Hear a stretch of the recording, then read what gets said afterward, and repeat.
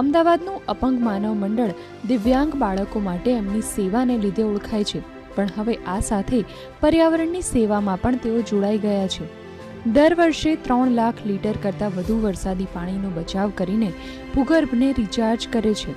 અમારી પાસે 5500 square ફીટનું terrace છે, જે ટેરેસમાંથી પાણી નીચે લાવવા માટે અમે લોકોએ 5 નીરના યુનિટ ઇન્સ્ટોલ કર્યા છે અને ગ્રાઉન્ડ લેવલ પર એ પાણી જવા માટે અમારી પાસે સ્પેશિયલી રેઇન વોટરની ટેન્ક છે, જેની અંદર એ પાણી આખા વર્ષ માટે સંગ્રહ થાય છે।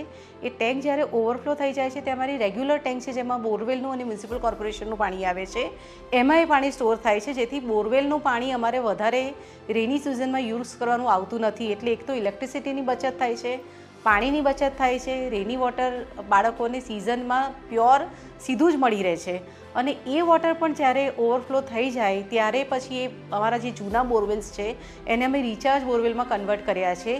એટલે